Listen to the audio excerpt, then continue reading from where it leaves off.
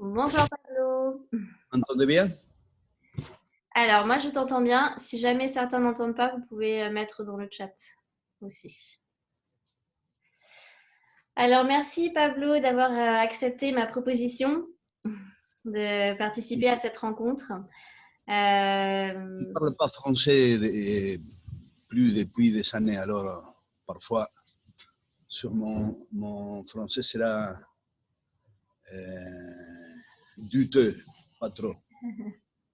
Je ne vais pas parler trop correctement. On comprend très bien. D'accord. On aimerait proposer pour commencer cette rencontre une petite vidéo. C'est vrai qu'on est tous un peu privés de danse là en ce moment, mais on n'est pas privés de regarder et ça va vraiment nous faire du bien de regarder quelque chose. Alors, quand je partage une vidéo, si vous pouvez couper votre vidéo, vous aurez sûrement une meilleure connexion. Et après, vous pouvez rallumer la vidéo.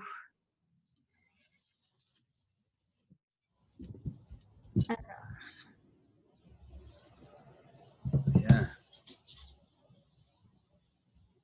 Et vous me direz dans le chat si tout fonctionne.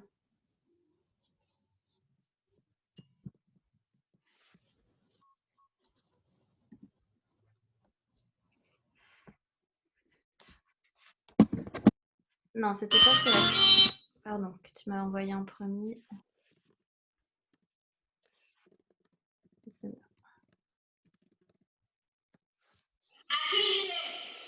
Chaleureusement, avec tout votre amour, tout votre cœur, Pablo et Cécilia.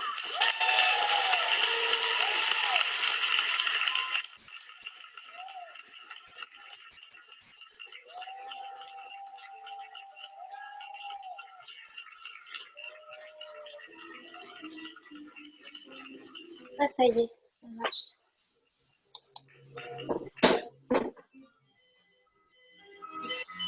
Allô?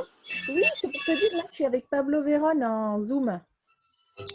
Oui, tu veux que je te donne le code et tout? Tu peux te connecter aussi. Ça vient de commencer. C'est en direct. Allez, je te donne le code et tout. Tu peux te connecter. On peut avoir plus de son. À tout de suite. Je sorte. Ah oui.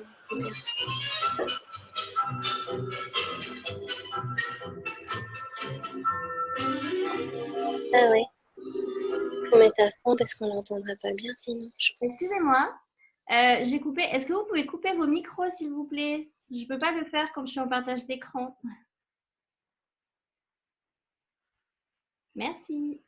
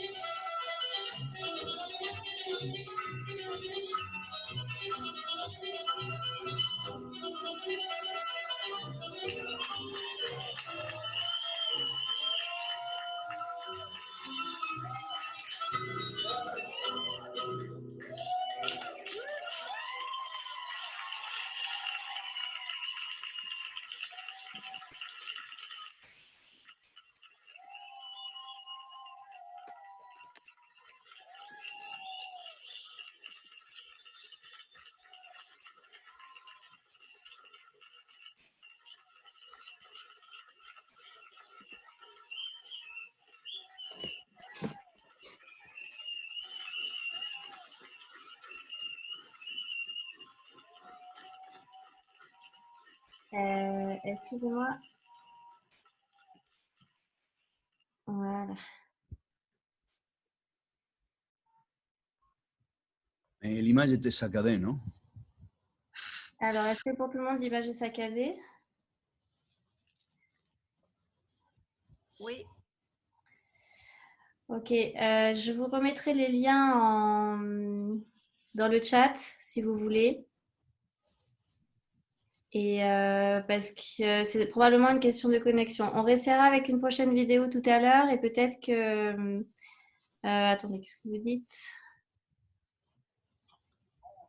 Allez, Ouais, bon, je réessayerai avec des paramètres différents. Alors, Pablo, j'ai une première question qui me vient par rapport à tout ce qu'on vit en ce moment et à l'absence de danse. Est-ce qu'il y a quelque chose dans ta carrière, dans toute ta vie du tango, dans tout ce que tu as pu vivre avec le tango, est-ce que tu as la nostalgie de quelque chose aujourd'hui?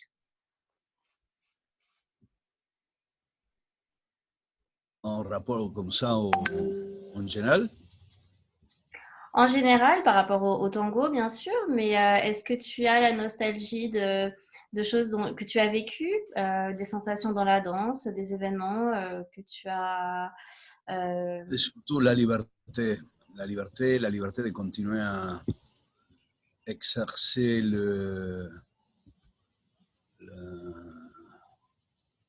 droit à vivre et à échanger avec mes partenaires sur tout ça. J'essaie pas d'être à la... Tu sais, j'ai fait quelque chose parce que j'ai reçu un message et puis j'ai coupé WhatsApp sur l'ordi, mais du coup je te retrouve pas. Attends. Bah, l'important c'est que vous m'entendez, non? Vous Oui, m'entendez là? Bon, en tout cas, parce que pour moi la danse c'est l'expérience du moment. Donc, du moment où on ne peut pas danser, je me retrouve de toute façon avec des danseuses qui sont intelligentes. Donc, on se rend compte qu'il n'y a pas de problème. J'ai un studio chez moi. Mais la liberté d'aller travailler, d'échanger avec les gens, les amis, voyager surtout. C'est ça, voyager. Oui, toi, tu as beaucoup voyagé à travers le monde. Et qu'est-ce qui t'a amené à Paris? C'est le tango? À Paris? Oui, le tango. Il y a beaucoup d'années, je suis atterri à Paris pour aller avec Tango Argentino. D'accord. C'était le seul spectacle de tango qu'il y avait à ce moment. Et qui a commencé, on dit, la vague de tango dans le monde. Je ne sais pas si vous avez entendu parler de Tango Argentino, le spectacle. Oui, oui, oui, Tango Argentino. Est-ce que c'était ta première expérience scénique? Oui, effectivement. C'était la première fois où je voyageais en Europe et c'était la première fois dans une scène internationale. J'ai commencé à Paris, au théâtre Mogador, je me rappelle. D'accord. Comment tu as... Alors, raconte-nous un peu cette époque. Comment tu as été engagée pour le spectacle? Donc, tu dansais déjà, tu avais déjà... Est-ce que tu avais quand même... quelle expérience tu avais avant d'être dans ce spectacle, Tango Argentino? Et après, comment ça a évolué grâce au spectacle ou avec ce spectacle? J'ai dansé depuis que j'étais petit. La danse classique depuis que j'avais 7 ans. Mais je savais que je voulais danser depuis que j'avais 5 ans. Le claquette, c'est ça que je voulais faire. Donc, et ils m'ont envoyé, parce que j'habitais dans un petit village, ils m'ont envoyé à La Plata. La Plata, aujourd'hui, ce n'est plus un petit village, mais à ce moment, il y avait seulement la danse classique, il n'y avait pas de claquettes. Donc, on bouge, we move à Buenos Aires et on déménage, c'est ça. Je me rappelle peu à peu le français. Et on déménage à Buenos Aires et j'ai commencé les claquettes là. Je deviens danseur de claquettes, j'ai continué avec la danse classique. Puis j'ai fait l'école de danse contemporaine. Tout ça très jeune, très très jeune. L'école de danse classique, l'école nationale de danse classique et la danse contemporaine. Voilà. Le théâtre municipal de danse contemporaine. J'ai fait toutes ces carrières-là. J'ai commencé à danser professionnellement quand j'ai 15 ans. D'accord. Et quand j'ai, même avant 14 ans, j'ai fait mes premiers boulots. Et j'ai mon petit groupe de claquettes. Avec ça, on voyage aux États-Unis, dans une croisière. Et ça a ouvert déjà le goût du voyage. Donc, avant ça, j'ai voyagé aux États-Unis, à New York, m'a envoyé mon père pour étudier. Donc, je vois tout ce qui est comédie musicale. Et donc, ma direction jusqu'à ce moment-là, c'est comédie musicale, claquette. Donc, je danse dans des comédies musicales, comme j'étais très jeune. Donc, tu chantais aussi? Hein? Chantais aussi? J'ai toujours aimé les chants, j'ai toujours étudié. Et aussi, j'ai fait des choses comme chanteur à cette époque-là, parce que je pouvais chanter. Donc, et j'ai aimé le théâtre. Donc, j'ai fait une carrière dans la direction. Je pensais peut-être que je pouvais être acteur, danseur, chanteur de comédie musicale. Et c'était juste ça. Et puis, à 17 ans, je découvre le tango. Et j'ai abandonné tout. Parce que j'avais fait une chorégraphie de tango et j'aimais le tango. Parce qu'en fait, j'ai toujours aimé le tango. Mais quand tu es à Argentine, tu es à Buenos Aires, tu vois le tango et puis tu t'aimes pas, moi j'aimais, mais c'est quelque chose dans le quotidien. Et puis quand je connais Miguel Balmaceda, le père de Julio, un 1er janvier de 1988, une amie me dit, va voir Miguel Balmaceda, c'est le vrai tango. Je vais voir Miguel Balmaceda, je le vois danser et j'ai un coup de foudre. C'était 2 janvier 1988. Quand j'ai vu Miguel, je me suis dit, waouh, ici il y a quelque chose qui est d'un autre monde. Donc, et il me dit, et je croyais que je dansais parce que je connaissais une chorégraphie que je n'avais aucune idée. Il me dit, eh ben, prends Nelly, que c'était sa partenaire de danse aussi, sa femme un peu, parce qu'il était marié, il y avait une famille, mais d'un autre côté, il y avait la vie avec Nelly. Et c'est dansé, absolument, je ne pouvais pas. Il a rigolé, il m'a dit, non, il faut vraiment que tu apprennes. Mais il a dit avec tendresse, comme ils sont pauvres petits qui pensent, qui dansent le tango. Et puis, tu vois. Et donc, avant de rencontrer Miguel Balmaceda, qu'est-ce qui te touchait le plus? C'était la musique du tango ou la danse? C'était comme ça, le tango, j'aimais. C'est surtout la danse. Toujours la danse. Parce que j'ai grandi en voyant le tango, tu vois. J'avais 1 an et ma mère me raconte que j'avais les petits jouets, j'étais là et eux, ils regardaient Grandes Valores del Tango. Grandes Valores del Tango est le programme que tout le monde regardait une fois par semaine. Ils passaient tous les danseurs, tous les chanteurs, tous les orchestres passaient dans ce programme. Et j'ai laissé les jouer, je regardais danser les tangos, chaque fois qu'il y avait la danse. Alors il y avait déjà une sorte d'affinité avec ça, probablement. C'était une émission très populaire? Oui, très connu. Tout le monde en Argentine sait que Grandes Valores del Tango, c'est un programme de tango à la télé. Je crois qu'il n'est plus. Je ne regarde pas la télé, alors je ne sais pas. Tu vois. D'accord. Et donc, Miguel Balmaceda t'a quand même bien aidé à évoluer. C'est ça. Ah, alors, parce que tu m'as demandé comment, ce que c'était avant le show. Donc, je commence en janvier 88. Donc, je tombe en amour avec le tango. Toute cette année, j'étudie beaucoup, beaucoup de choses se sont passées. Mais tout de suite, je rentre plein là-dedans. Naturellement, je n'ai plus envie de faire rien d'autre qu'étudier le tango. Alors, il commence une recherche.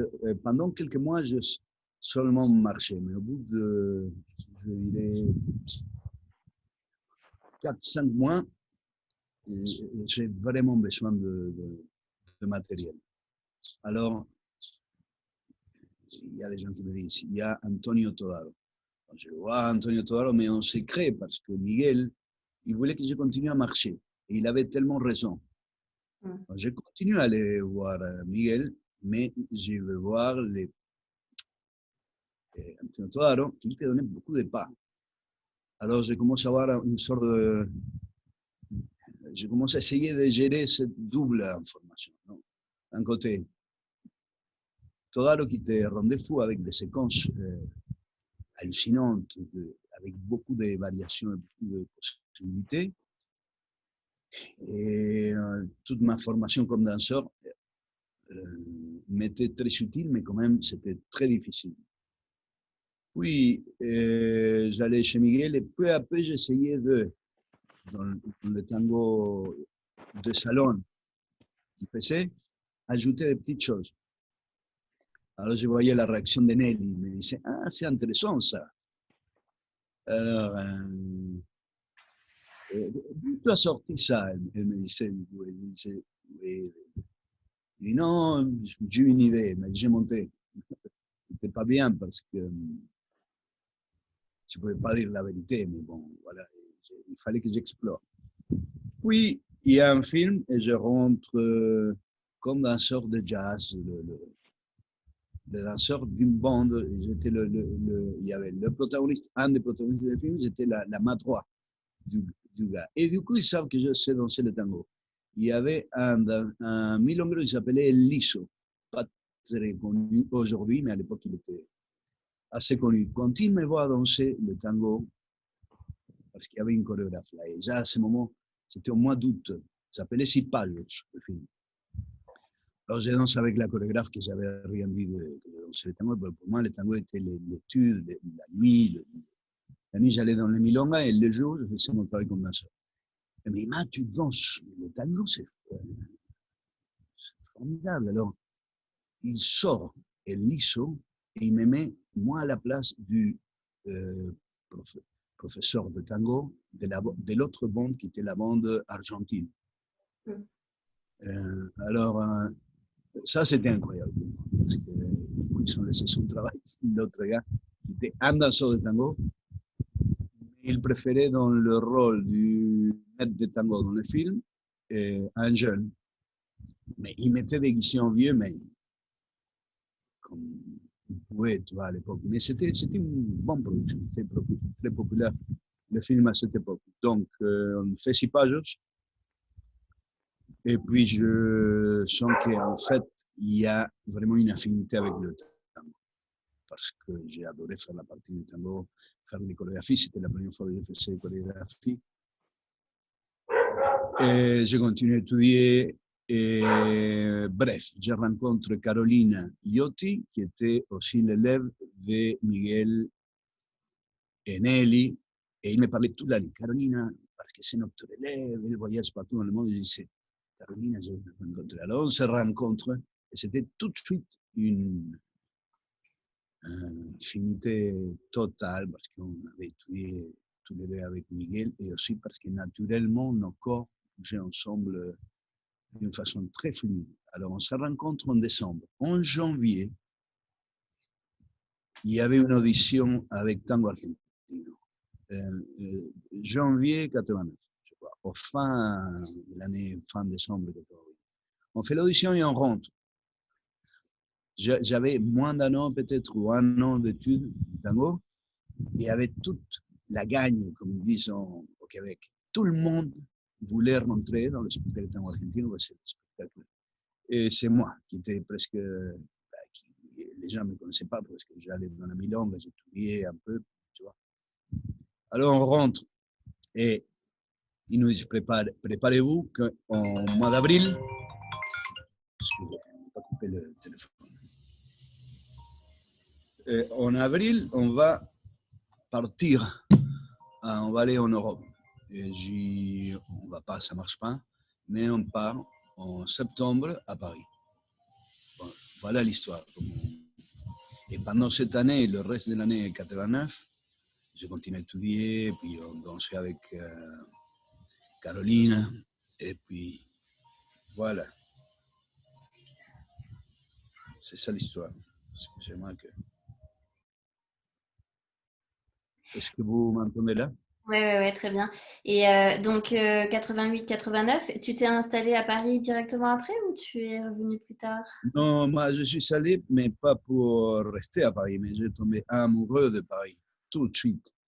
Je sentais que j'avais un destin là. J'ai adoré Paris. Et tout le monde est retourné parce qu'on a fait le spectacle de théâtre moderne pendant 4 mois. Et j'ai dit non, je vais rester. Il me dit, mais non, tu ne peux pas rester, personne rester. Il dit non, ici, il faut que je reste, il faut que j'explore. Donc, je voulais connaître Venise aussi. J'aimais beaucoup l'Europe. Et mon père est européen, donc j'avais la culture européenne très présente. Donc, j'ai resté, j'ai donné des cours. Et j'ai constaté que je pouvais vivre aussi donner des classes, des cours. Donc, c'est pour ça aussi que c'était très révélateur dans ma maturité, parce que j'étais très jeune. Donc, C'est à ce moment-là que tu as commencé à enseigner. C'est ça, exactement. J'ai commencé à enseigner le spectacle est fini au mois de janvier, je crois au mois de février 1990, j'ai commencé à enseigner à un studio qui n'existe plus, qui était près de la gare de l'Est. Et Elio Torres, je ne sais pas si vous le connaissez, Elio, c'est qui a organisé ça, super bien. Il y avait beaucoup de gens et voilà, c'était magnifique. D'accord, mais je me demande s'il n'est pas là avec nous ce soir, Elio. Elio, est-ce que tu es là? Est-ce que tu estás por ahí, brother? Manifeste-toi, Elio. Ouais, si tu es là, tu peux ouvrir ton micro et ta caméra. En tout cas, je sais qu'il devait venir, mais je ne sais pas. Alors, est-ce que tu te souviens justement de ton tout premier cours de tango, celui que tu as donné? Non. Je ne te souviens pas. Je me rappelle cette époque qui était super bien. D'accord. Mais je n'avais aucune idée. J'enseignais pas, tu vois. Moi, le tango, à l'époque, c'était enseigné directement en rapport aux séquences. Et puis, tu apprenais les structures, il y avait peu de paroles. Donc, mais c'était pas strict non plus, mais c'était pas technique. Et je pense que ça, c'est la plus belle chose pour moi. Par exemple, si moi je découvrais le tango aujourd'hui et je voyais ce qui est aujourd'hui, je ne crois pas que j'aurais envie de continuer dans ce chemin. Trop technifié, trop intellectuel, trop rebuscado, comme on dit en espagnol. Trop. Ce que j'aimais le tango, c'était ce qu'il y avait à découvrir. C'est que le structure te laissait entrevoir ce qu'il y avait comme substance. Donc, c'était magnifique. Voir Miguel danser en vrai, c'était ce qui m'a donné l'envie.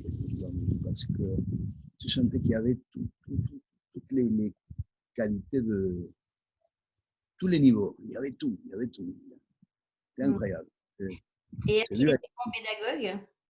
Mais justement pour ça, parce qu'il disait la parole juste, il ne te montrait pas beaucoup. Donc, il te faisait travailler tous tes sens. Tu captais tout. Donc, il était très juste, très équilibré. Parce qu'en même temps, il y avait du poids, il y avait de la variété, il y avait de la... Mais il ne disait pas grand-chose. En fait, il ne disait rien. Moi, j'ai dansé avec Nelly. Donc, Nelly, je dansais dans les bras de Nelly, et puis elle te transmettait comme une mère sans parole. C'était une enseignance, un enseignement corps à corps. C'était la présence. C'était justement aucune cérébralité, aucun raisonnement. C'était être, donner le temps et laisser que les choses prennent forme. Donc, c'était beau. Nelly comment? Au début, c'est ça. Et Euh, après, ouais. pardon? Loïc demande son nom. C'était Nelly. Nelly, non, je ne sais pas. C'était Miguel et Nelly. D'accord. Mais Miguel, après, tu connaissais que c'était Balmaceda, mais j'ai connu après. C'était Miguel et Nelly. Mais c'est vrai, on connaissait plus le nom du gars, pas le nom de... Surtout dans ces cas-là, que c'était des couples de danse. C'est pas comme aujourd'hui qu'on connaît le nom, prénom, les noms du milieu et l'apode. Non, c'était des gens très simples. Hmm. Beaucoup d'humilité aussi. Beaucoup d'humilité. D'accord. Et alors, tout à l'heure, tu disais que Miguel insistait beaucoup sur la marche et que tu disais heureusement.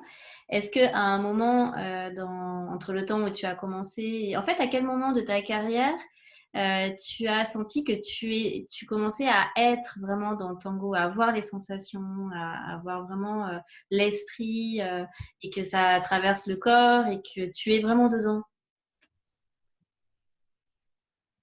Ah, comme je t'ai dit depuis le début, parce que justement, ce que Miguel a créé, c'est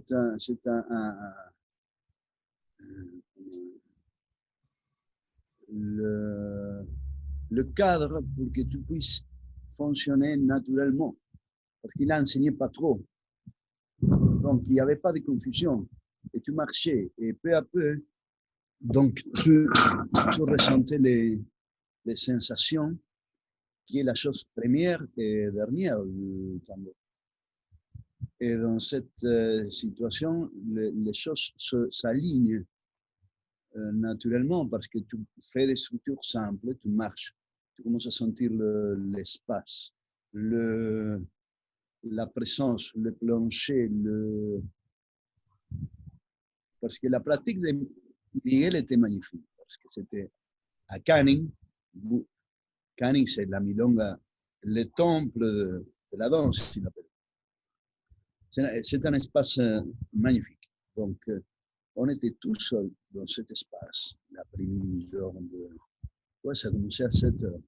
Jusqu'à que la milonga a commencé, entre 10h et 11h, vers 10h, ça finissait, il commençait à préparer les lieux et la milonga a commencé à 11h.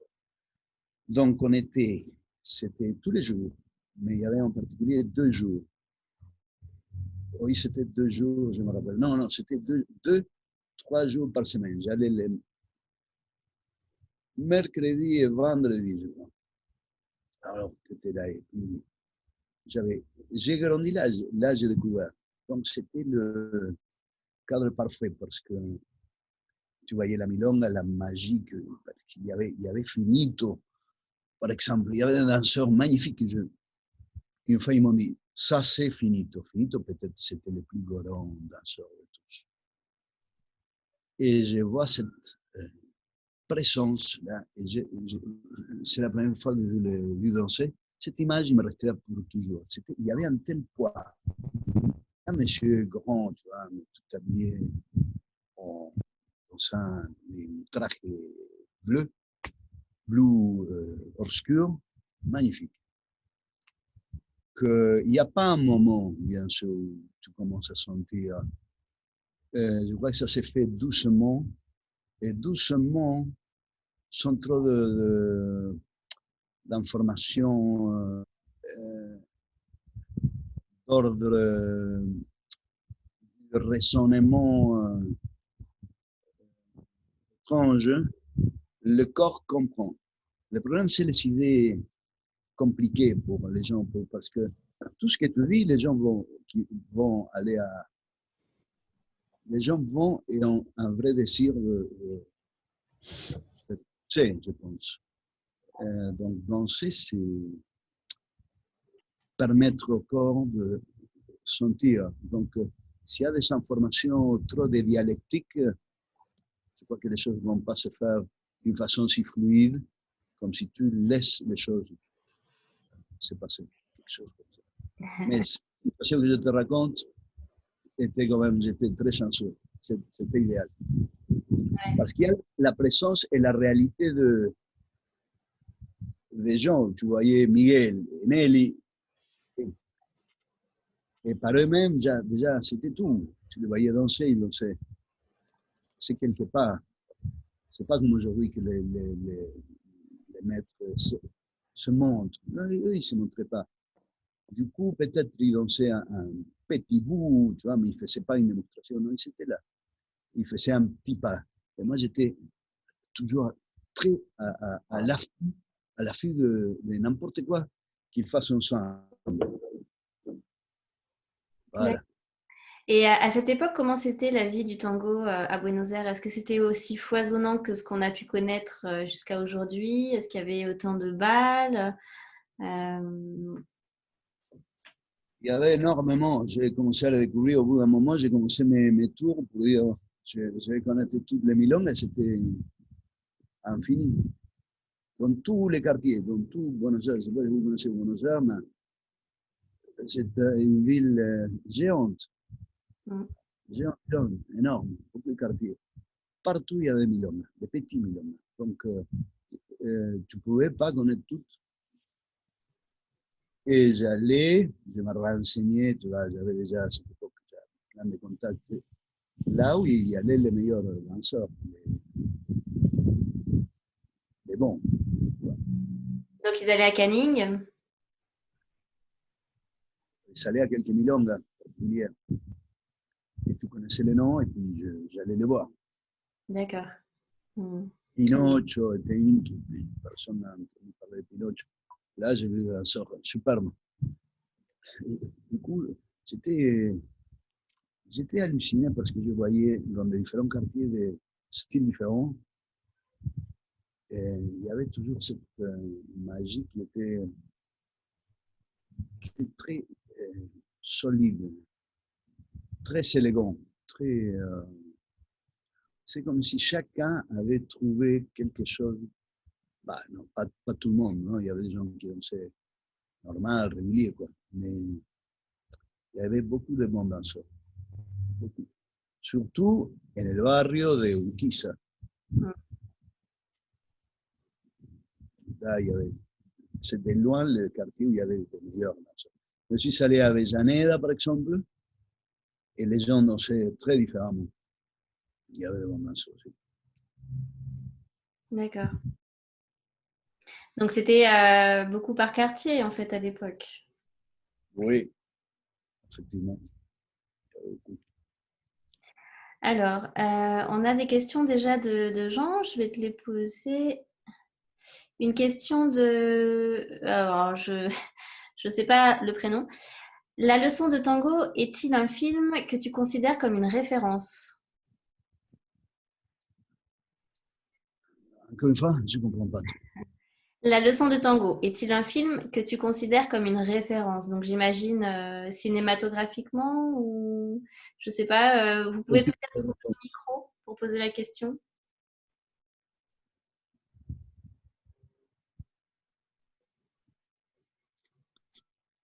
Bon, je ne sais pas qui l'a posé, mais alors, est-ce que tu peux nous parler un petit peu, du coup, puisqu'on est sur la leçon de tango, de ton expérience cinématographique? On est venu te chercher? En fait, donc, je le fais, mais très, très, très bref, hein, parce qu'il y a beaucoup, comme dans ce vie, il y a tellement d'événements. Mais je découvre Paris avec Tango Argentino. Et je sens qu'il faut que je reste absolument. Donc, mais je ne suis pas allé pour rester. Donc, je fais tango argentino. Je reste quelques mois à donner des cours. Je rentre en Argentine. J'ai cet objectif en tête. Et puis, je continue à danser, à faire mes recherches de danseurs, des lieux, à étudier. Totalement pris. Parce que déjà à ce point-là, j'avais découvert que c'était le chemin pour moi. Donc, il y a la compagnie Maggie Marin et Teresa, qui est dans la compagnie, je la connais. Alors là, je décide d'y aller directement à Paris au plus vite possible. Tango Argentino va à Londres, fin année 91, et là, je saute à Paris. Et je vis depuis genre, on fait 4 mois encore à Covent Garden, et j'y vais à Paris, on commence à être avec Teresa, mais l'idée de Teresa, c'était pas danser le tango. Donc mais elle aimait beaucoup. Je lui enseigne, ça s'est fait qu'on danse ensemble. Donc on rentre à Mortadella, juste par hasard, on connaît Alfredo Arias, on danse à Mortadella, c'était le boom, on a gagné le prix Molière. Et puis après, Alfredo Arias me propose de faire le Folies Bergère. C'était comme la réouverture de Folies Bergère, pas du tout dans la tradition du cabaret, c'était un cabaret nouveau. Donc il y a une intention de réouvrir le Folies Bergère. Arias me propose d'être le danseur du spectacle, faire un tango. Et puis je lui dis, tu sais, je danse aussi les claquettes. Il me dit, ah, montre-moi.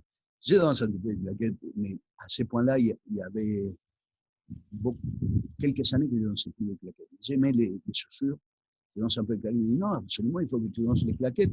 Fais-moi 2 numéros de claquettes. Dans le spectacle, tu vas faire 2 numéros de claquettes et 2 de tango. Ok, c'est bon, je le fais. Donc, et quand j'étais au spectacle, Gavito, les días à l'époque, il donnait quoi? Il était mon ami aussi, donc il dit, tu vas à Paris, Sally allait à Paris pour écrire. Elle me contacte pour donner un cours, puis je l'invite voir le spectacle, et puis il me voit danser, et elle me raconte que quand elle m'a vu danser, elle a une intuition. Quand elle voit des gens, s'il faut qu'elle fasse un projet, ou pas, en tout cas, elle m'a vu danser. Et à la fin du spectacle, elle m'a fait un commentaire, il m'a comme, je ne me rappelle pas la phrase, j'ai resté avec une claire sensation de qu'il y avait quelque chose qui était possible, un projet qui était possible de faire avec elle, parce qu'elle était très sincère. Donc, il y a eu tout un procès. Finalement, on fait le film. Et on a gagné le prix, et puis ça a ouvert les portes. Si c'est un film de référence ou pas, Sally Potter est une artiste, une créatrice, que je pense que dans ce qu'elle va réaliser, il y aura toujours une profonde recherche du langage, d'elle-même, d'explorer et pousser les limites dans un sens ou l'autre. Donc, ce qu'elle a fait au tango, ce que le tango a fait pour... non. Oui, le tango, c'est lui qui a fait que nous, on fasse le film, mais en faisant le film, on a fait pour le tango beaucoup. Parce que, du coup, avec le fait de faire un film avec des gens d'aujourd'hui, avec une histoire de ce qui est vraiment le tango, au-delà des clichés. Ça fait que les gens ont perçu qu'il y avait un tango moderne. Et dans ce sens-là, oui, il n'y a pas un autre film qui a fait un film, je veux dire, de la taille qu'il peut faire une qui est en merveille. Il est dans un genre très unique, très personnel, très hors des sentiers battus. Vous m'entendez là? Oui, ça a coupé un petit peu, mais on t'entend. Un film qui traite aussi de plein de choses différentes, autant de la connexion dans le couple, de la mouvance du tango, de la façon dont on pouvait travailler, de la scène, du bal. Il y a plusieurs. Et je pense que Incroyable, oui. beaucoup de monde ont pu s'y retrouver et ça a aussi pu toucher beaucoup de monde qui ont commencé à cette époque-là, après le film. Oui. Alors, il y a une question de Françoise Prioul qui te demande quels sont les musiciens qui t'ont inspiré, les orchestres sur lesquels tu préfères danser. Ça dépend le jour. J'aime tous, toutes. J'ai donné du temps à toutes les orchestres. J'ai vraiment tout. Du coup, j'aime danser avec Típica Victor. Tu vois, à ce point-là, j'apprécie vraiment la qualité et ce que chacune a donné à son époque. C'est difficile de dire. D'accord.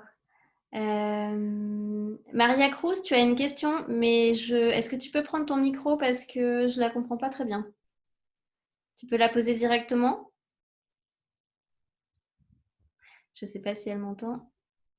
Oui, je t'entends, Sylvia. Bonsoir à tous. Hola, Pablo. María Bonsoir, Cruz. Bueno, estuviste hablando, pardon, je vais le dire en français, ça sera plus facile pour tout le monde, évidemment. Tu as dit qu'aujourd'hui, le tango était rebuscado, pour reprendre ton expression. Donc, rebuscado, ça veut dire rechercher, complexifier, quelque chose comme ça. Enfin, en tout cas, moi, je l'interprète comme ça.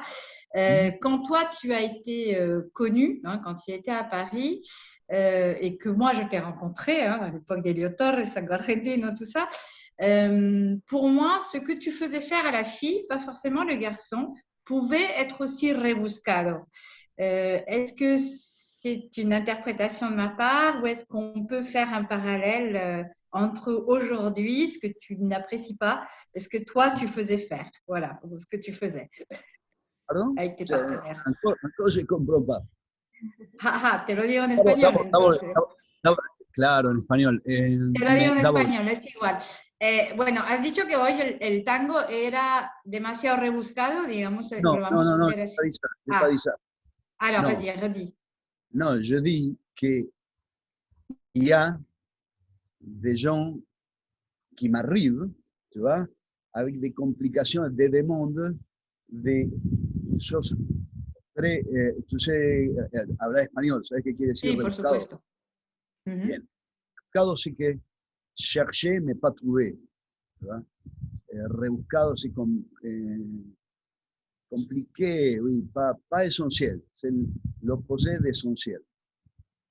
D'accord, de acuerdo. Ok, está bien. Donc, D'accord, donc ce qu'il voulait juste dire, c'est que les gens viennent au tango aujourd'hui avec des idées compliquées. Très varié. Donc, je ne peux pas dire le tango c'est ci ou c'est ça. Il y a des milliers, je ne sais pas combien de milliers et des milliers de gens qui dansent et qui enseignent aujourd'hui. Donc, ça rend la chose difficile. Ça, oui, je peux le dire. Ça. Le tango aujourd'hui, ça va être difficile.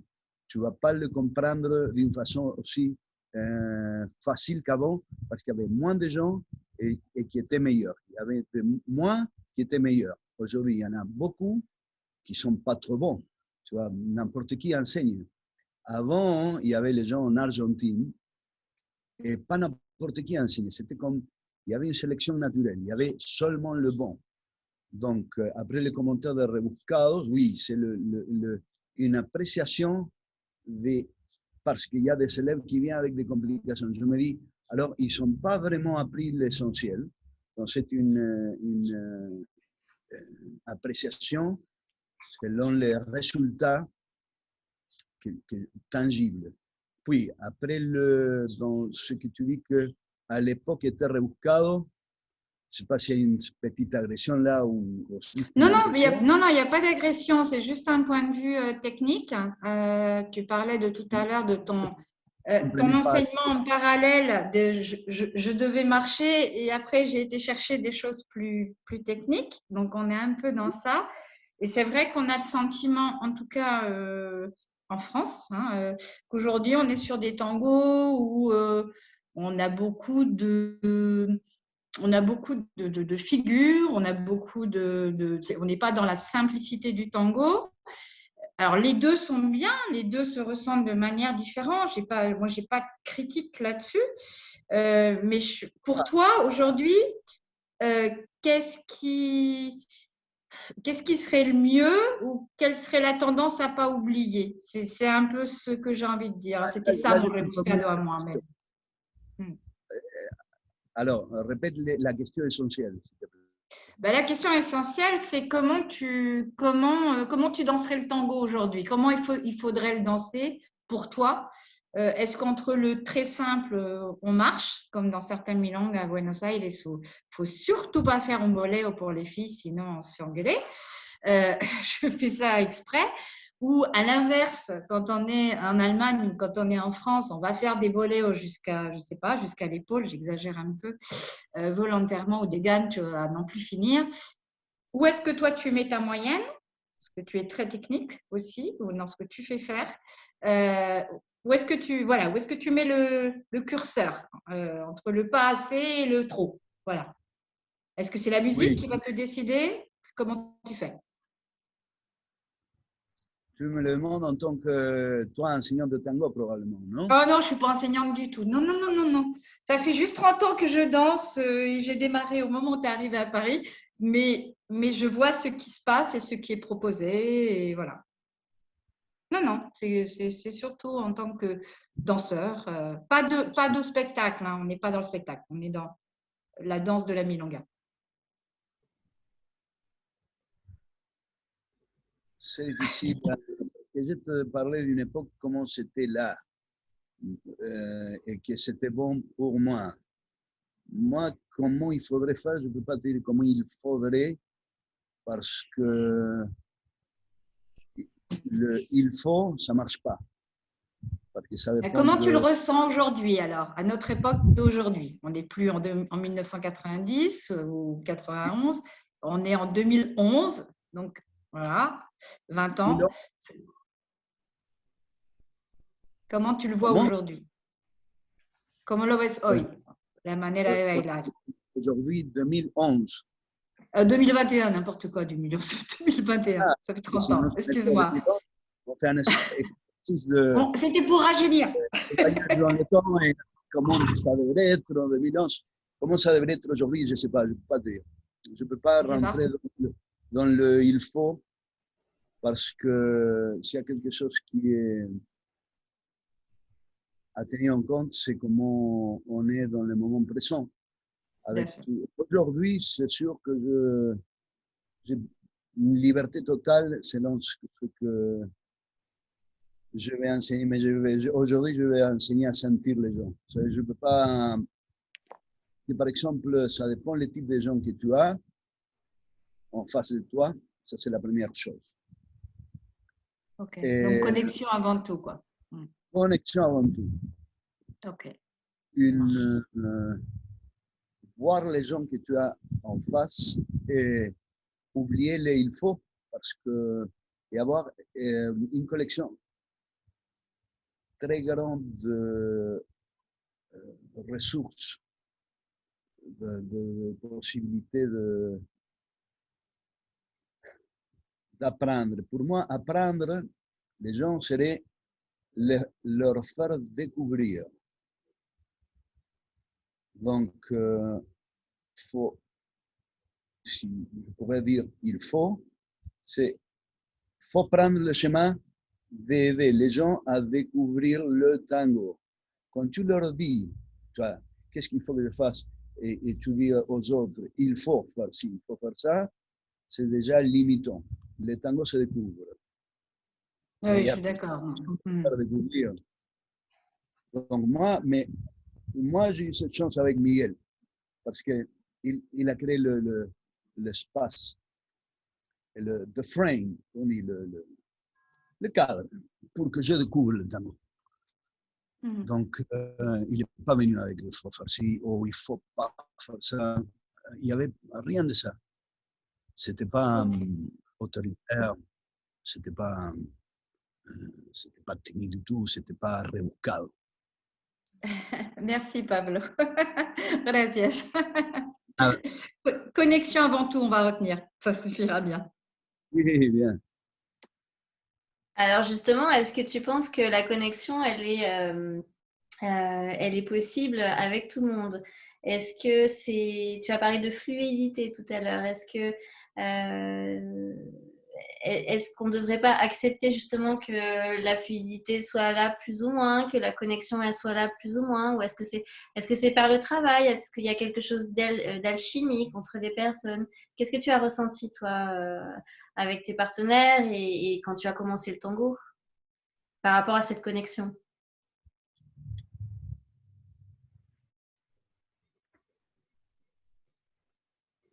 Que selon le type de... Absolument, non, ce que tu dis, c'est tout à fait... Oui, selon la personne, ça va changer énormément. Si on pouvait avoir un enseignement éclairé, ça serait magnifique, comme par exemple aborder ça. Quel type de connexion, comment travailler la connexion selon les partenaires, selon l'immense variété d'individus que tu vas trouver dans ta vie et dans ta danse. Comment travailler l'adaptabilité d'une façon lucide. Ça, c'est ce qui arrive. Quand on dit connexion, ce n'est pas que tu vas chercher la même connexion, parce que ce n'est pas une vraie connexion. La vraie connexion, c'est la possibilité de retrouver les gens et la musique, et toi-même surtout, dans les différents instants de vie. Alors, il y a une question de Christian qui est à peu près, qui va dans ce sens-là. Si c'est pas très clair, je pense que Christian, tu pourras prendre la parole aussi. Comment peut-on faire pour que les choses prennent forme dans ce tango que tu enseignais, sans trop se concentrer sur les formes, alors que chacun a ses limites et ses peurs?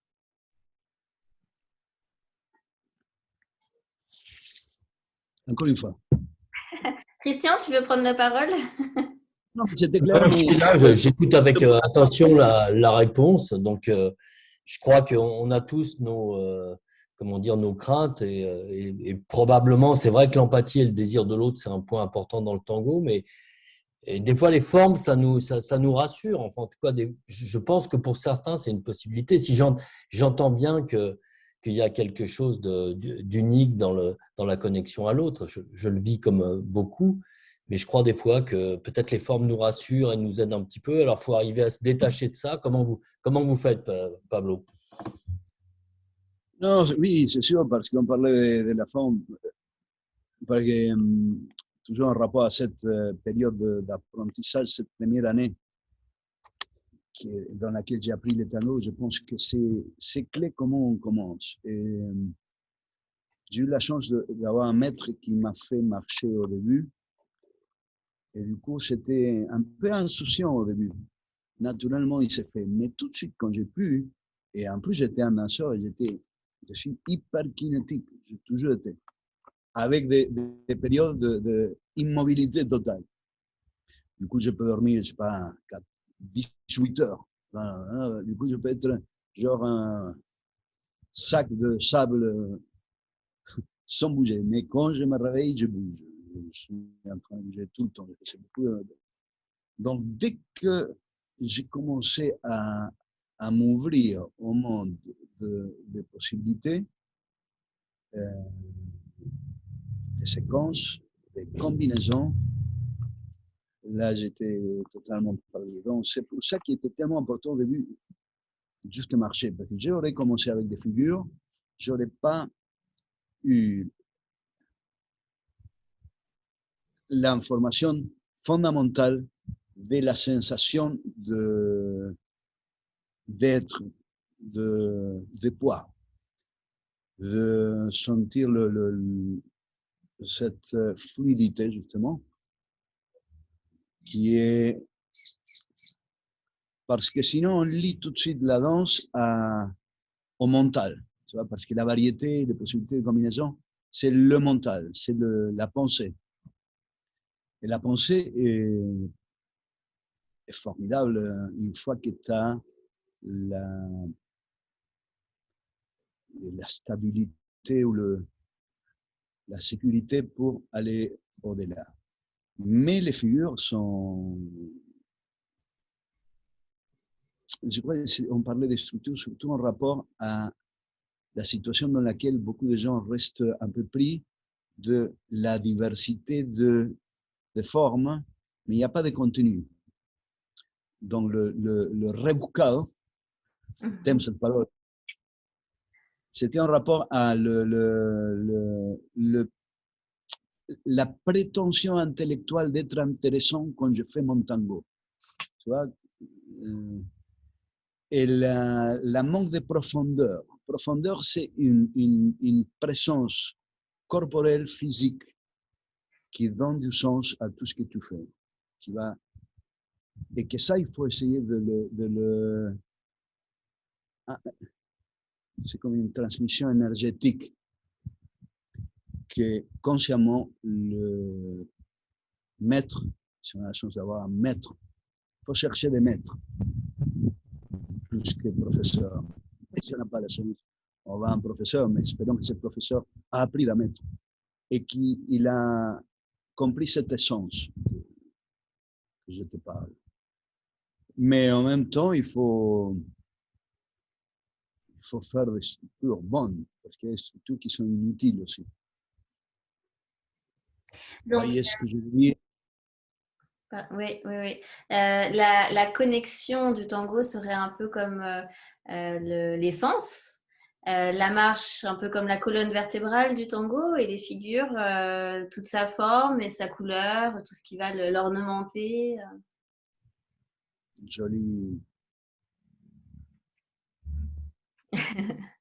Oui, on pourrait dire. Alors, on a une question d'Elisabeth qui revient sur les quartiers de Buenos Aires. Elle demande, quand on parle du quartier de Villa Urquiza, souvent on parle aussi de Saavedra.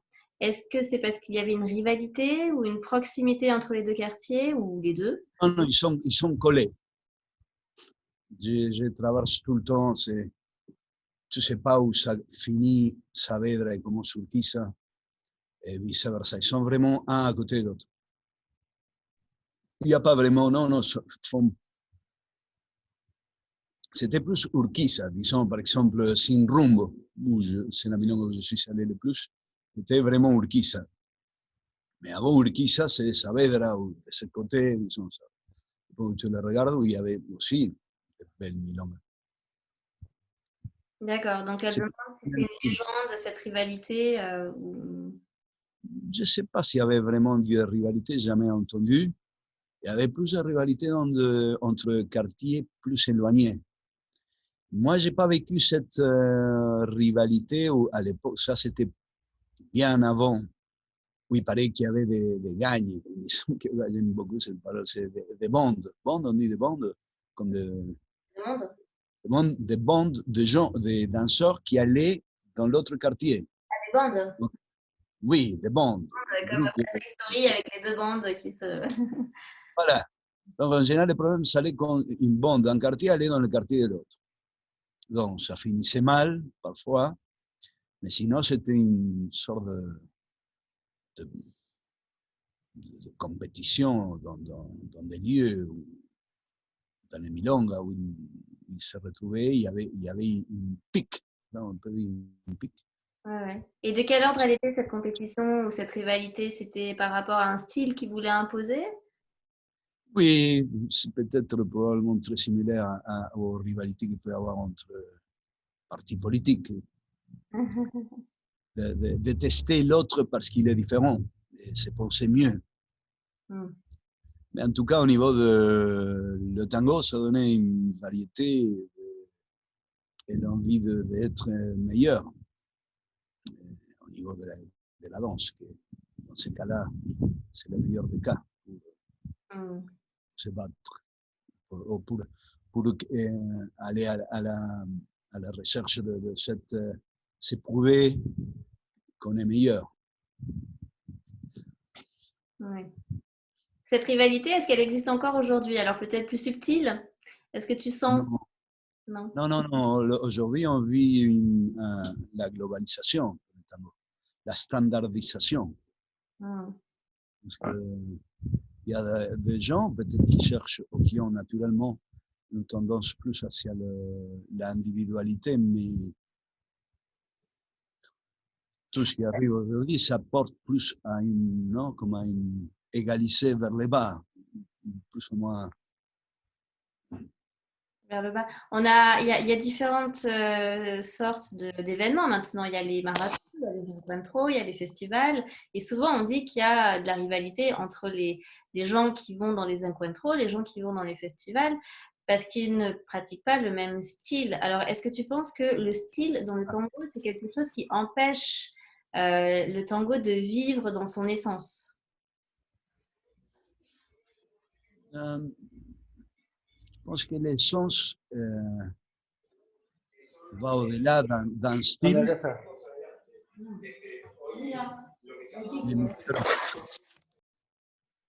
Voilà.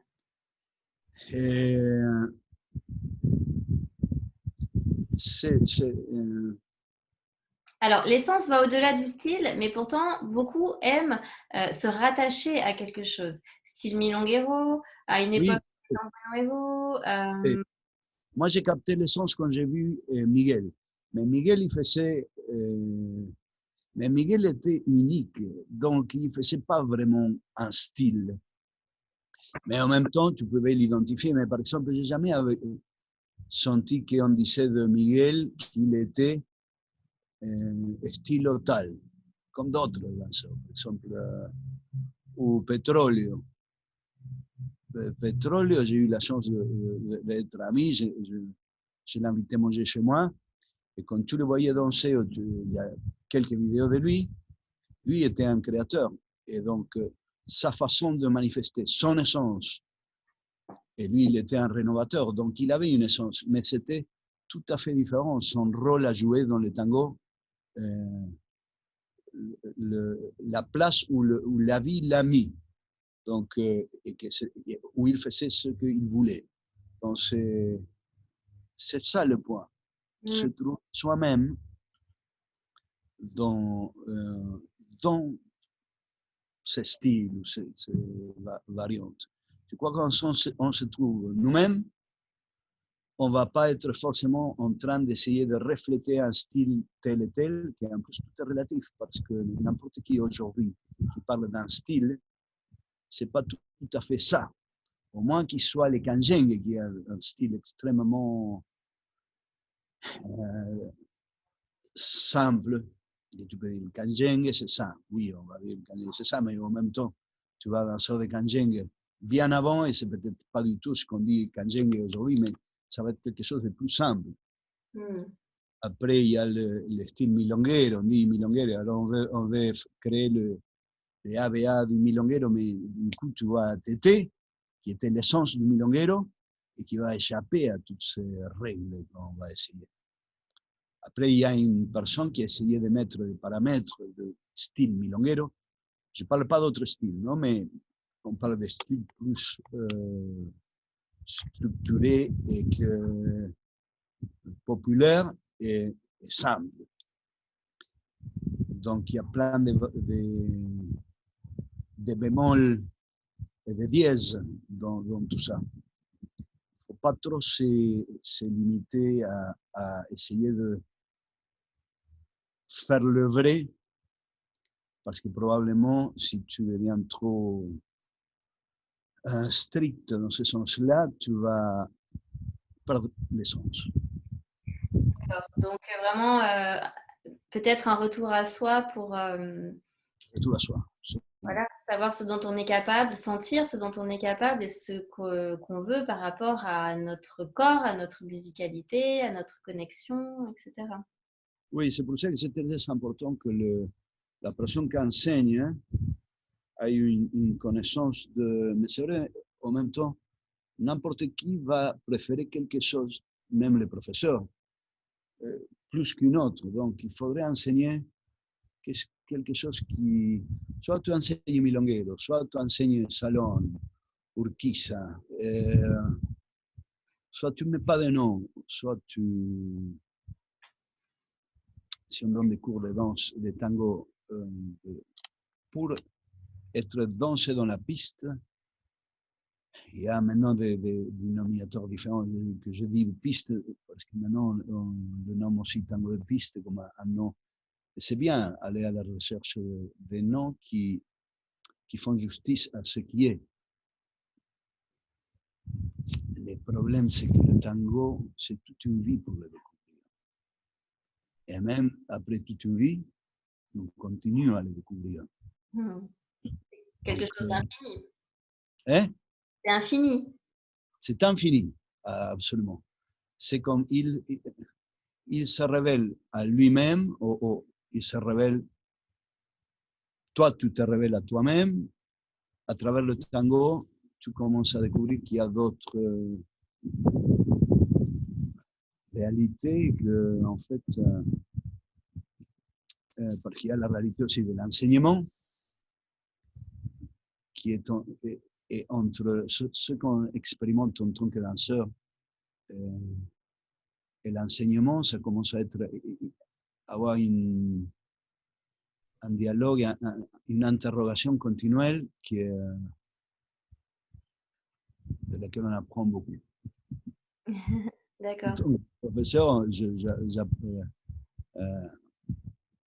en tant que maître, j'apprends énormément, continuellement. Plus j'apprends, mieux j'enseigne. Oui, j'imagine. Une question de Margot. Aimes-tu danser sur la musica en vivo? Oui. Si les musiciens sont bons, plus que tout. Pour vous, alors ça c'est une question de Françoise. Pour toi, y a-t-il des ponts entre tango de scène et tango de piste? Ou penses-tu que ce sont deux voies antithétiques? Antithétique, Françoise, tu peux prendre le micro s'il te plaît? Oui, c'est une antithèse, opposé, quoi, ¿no? Sí, yo quiero decir, porque bueno, generalmente se opone el tango de pista y el tango de escenario, y quería saber si eran dos vías totalmente distintas, que uno elige el tango de escenario o elige el tango de pista, un poco como en los concursos del campeonato mundial, o si hay puentes. Tu parles du tango de scène tel comme le tango de scène est fait aujourd'hui dans les mondiales de tango. Mais je veux savoir si les mêmes danseurs, enfin, tu penses que les mêmes danseurs doivent choisir, par exemple, enfin, peuvent passer d'un genre à l'autre, ou alors doivent choisir entre une voix et une autre, et elles sont vraiment imperméables, ces voix, de par les exigences qu'elles ont, en fait. Les exigences sont différentes. Bien sûr, dans le tango de piste, tu vas faire un tango qui est bien plus simple. Et n'importe qui, fondamentalement, peut le faire. Le tango de scène, il faut certaines caractéristiques en tant que danseur. Ou acrobate, parce que parfois tu vois les gens qui font tango de scène, et c'est plus des acrobates, ils font plus de chorégraphie. Et quand tu vois qu'ils font une marche, je ne sais pas s'il y a des paramètres aussi dans le tango de scène, je ne suis pas trop en contact, mais il met les marches comme si c'était une sorte de formule. Ok, maintenant je marche. Et mais tu vois qu'ils le font pas fluide du tout. Parce que l'énergie est plus l'énergie de l'acrobatie, de la gymnase artistique, je ne sais pas. Sans vouloir mépriser ça, ou non, j'admire les gens même qui font ça parce qu'ils travaillent énormément et ils sont dans une recherche respectable. Je posais la question parce qu'au moment où tu as dit tango de scène, du coup, je pensais aux gens qui dansent dans la scène, dans les casas de tango, que c'est un autre type de tango de scène, qui quand même est une réalité à Buenos Aires. Il y a beaucoup de gens qui dansent dans les casas de tango et font un type de tango de scène qui est plus bon. Les casas de tango, la réalité de la casa de tango, c'est des gens de touristes qui vont aller, mais même là, c'est laissé à tu peux trouver des gens très différents. Ils se font tout seuls. Donc, il n'y a pas un type de... Il n'y a pas de paramètres qui vont dire ça, c'est le tango de scène de Casa de Tango, même qu'il y a certaines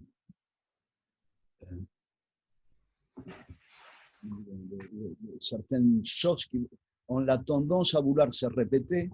Non, Dans les casas de tango, ça doit être un peu toujours la même chose, non?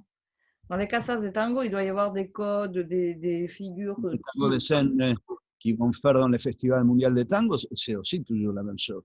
C'est des personnes qui travaillent toute l'année une chorégraphie. Et ils vont faire toujours la même chose. C'est pas plusieurs chorégraphies, donc tu ne vois pas vraiment une variété.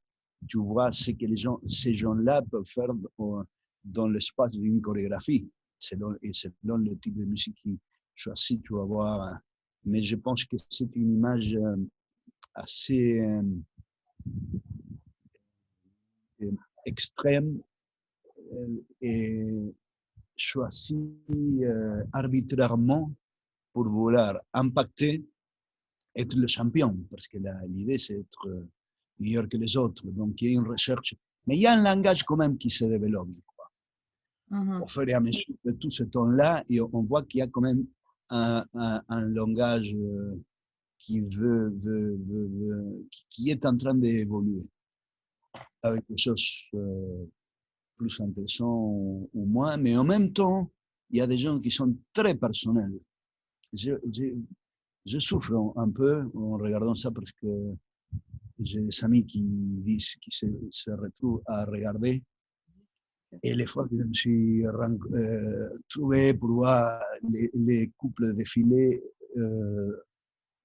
sincèrement, ça me fait souffrir un peu. Mais c'est juste une sensation esthétique, tu vois. Je souffre esthétiquement parlant. Énergétiquement, parce qu'il y a beaucoup de choses qui sont très forcées. Ouais. Et en même temps, c'est un espace de développement et de recherche pour beaucoup de gens et qui est formidable, parce que c'est une façon de commencer le tango. Et les gens qui ont eu cette possibilité, il faut qu'ils se développent à travers ça. Tout est bon, finalement. Tout va être bon. Donc, je suis pour, c'est pas que je suis contre. Je sais qu'il y a des gens qui parlent contre le festival. Je pense que les gens qui parlent contre le festival, c'est des gens frustrés, insécures, et qui ont peut-être peur des gens qui sont très bons, parce qu'il y a des gens qui ont beaucoup de talent et qui font des choses formidables. Tu vois les champions, en général, pas toujours, mais c'est des gens qui ont beaucoup travaillé, qui ont beaucoup d'heures de travail pour être le champion, et c'est un objectif valable, non d'autosupération et de confrontation. Et alors, je pense que c'est excellent. Et les gens qui parlent contre, il faut s'envoyer faire chier, quoi. Et quel est ton sentiment sur le tango de piste au mondial? C'est une réduction. Ils ont eu besoin de paramétrer tout ça et dire ceci, c'est ça. Mais les gens aiment bien ça, fonctionner dans des paramètres. C'est la forme. Donc, faire trop mettre l'accent trop sur la forme peut créer des rigidités intérieures qu'après, ça va être difficile de combattre. Je ne vais pas donner un nom, mais j'ai connu il y a un gars qui a il m'a appelé quelques jours avant d'être champion parce qu'il voulait prendre un coup avec moi et il faisait ça avec d'autres gens. Il faisait ça. Le jour de la compétition arrivait, lui, il voulait prendre des coups avec des différentes personnes pour recopiler les informations. Je pense, moi, je ne ferais jamais ça. Moi, je me concentrais, j'écoutais les personnes. Mais lui, il faisait ça. Et j'ai pu constater comme il était rigidissime, je dirais. Mais il était champion, quelques jours après. Et il avait un très bon travail sur la forme, mais l'auto-perception était très basée sur l'attention. Et au fur et à mesure que les années ont passé, il a dansé chaque fois pire. Selon moi, hein, là je donne une opinion comme ça. Mais c'est des situations qu'il faut essayer d'éviter. Il faut se rendre fluide avec le temps. Il faut essayer de marcher ce chemin parce que c'est de là où on apprend de soi-même et de l'extérieur. Les choses te parlent quand tu es ouvert, quand tu es fluide, quand tu as des qualités plus de perméabilité, d'adaptabilité. C'est ça. Alors justement, toi, comment tu es pendant tout le temps de préparation d'un spectacle, quand un nouveau projet, un nouveau spectacle, tout le temps de préparation et jusqu'à la veille du spectacle, jusqu'à quelques heures avant, comment tu fonctionnes? Comment tu te sens et est-ce que tu as le trac? Non, pas le trac. J'essaie d'être focus, très focus et en même temps détendu, pas trop obsédé. J'ai fait confiance aussi. Je ne peux pas être trop... Parce que j'ai fait tout le travail avant. Donc, je travaille énormément. La recherche chorégraphique, moi, j'aime beaucoup.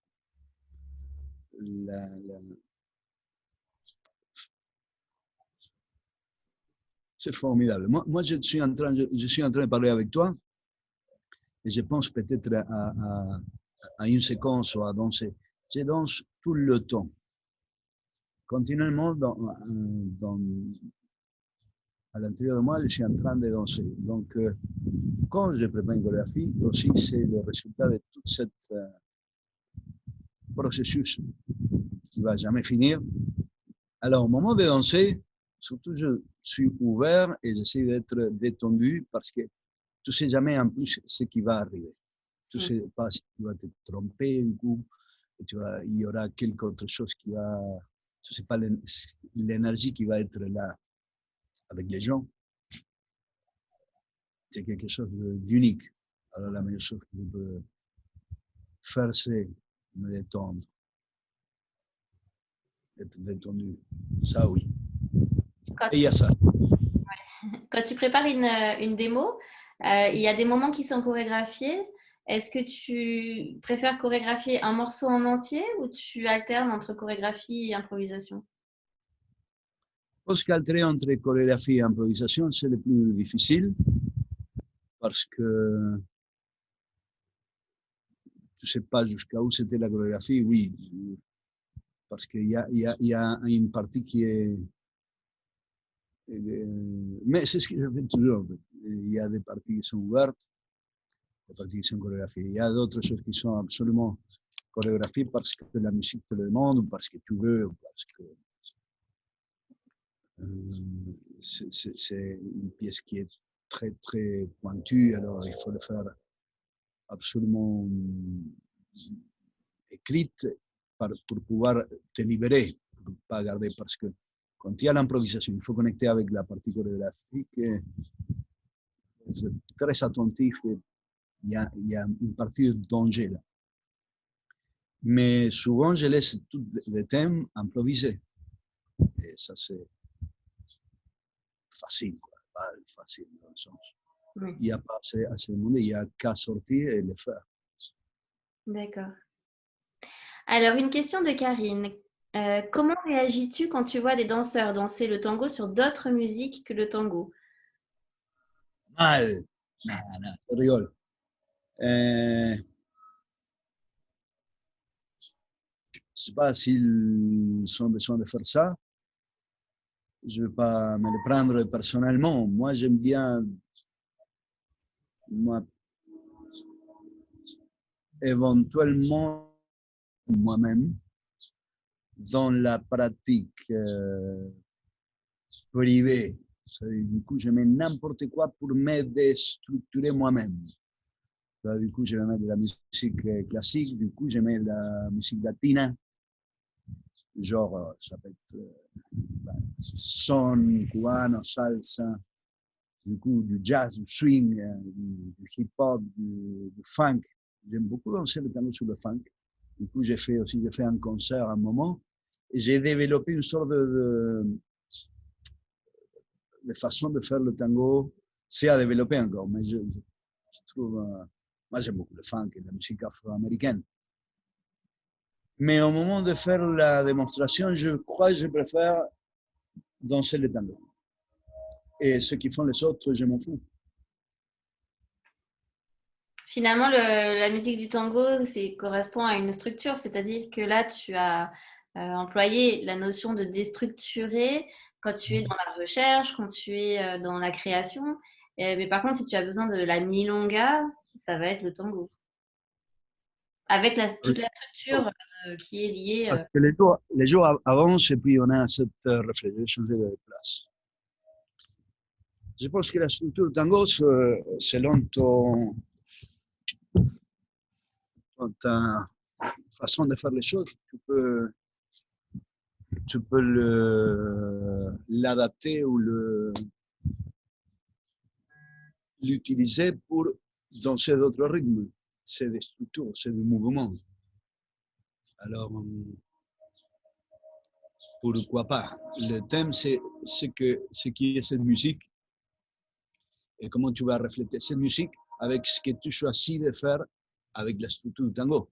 Mais bon, comme moi, j'ai dansé tout type de danse toute ma vie, aussi j'aimais d'autres éléments. Et puis, c'est un work in progress parce que du coup, je peux mettre même des claquettes dans le tango. Parfois, je m'amuse à danser le tango et mettre des claquettes. En fait, j'ai créé même une chanson pour ça et que c'est un des projets, faire le tango avec. Et je pense que c'est la limite, c'est où la limite de ta pensée créative et ton courage. En même temps, il y a aussi une limite entre ce qui est le tango et ce qui n'est pas. Et cette limite, il faut la reconnaître. Et ça, c'est un sujet délicat. Mais il faut essayer de transiter cet espace parce qu'il y a un point où ça se desvirtúa. No sé comment ça se dit en français, mais vous comprenez ce que je veux dire. Donc, ça perd sa nature. Et donc, il y a quelque chose qui reflète la nature propre de ce qui est le tango, selon ce que j'ai vu et selon ce que j'interprète. C'est pour ça que quand je vais danser le tango dans un événement de tango, je danse le tango. Je ne vais pas danser autre chose. Mais par contre, je me donne des libertés totales d'exploration parce que ça me donne quelque chose. Et comme je n'ai pas peur de perdre mes racines, parce que mes racines puissent dans ce qui est essentiel dans le tango, parce que c'est là où j'ai appris avec des vrais milongueros, des milongas de l'époque. Vrais milongueros, je dis, n'importe qui danse le tango depuis un certain moment et qui aime ça, peut avoir le nom, mais ce n'est pas une question de nom, c'est une question de qu'est-ce qui identifie cette expression. Et toute expression artistique a une identité particulière qu'il faut essayer faut l'aimer. Il ne faut pas le faire pour la desvirtuar, nuevamente, ¿no? Je crois qu'il y a cette recherche contre que c'est une recherche fondamentale dans la vie de quelqu'un qui pratique un art. Même si c'est un art populaire, c'est un art. Donc, voilà, s'interroger sur ça. D'accord. Une question de Sonia. Je vais chercher ma chaise. Vas-y.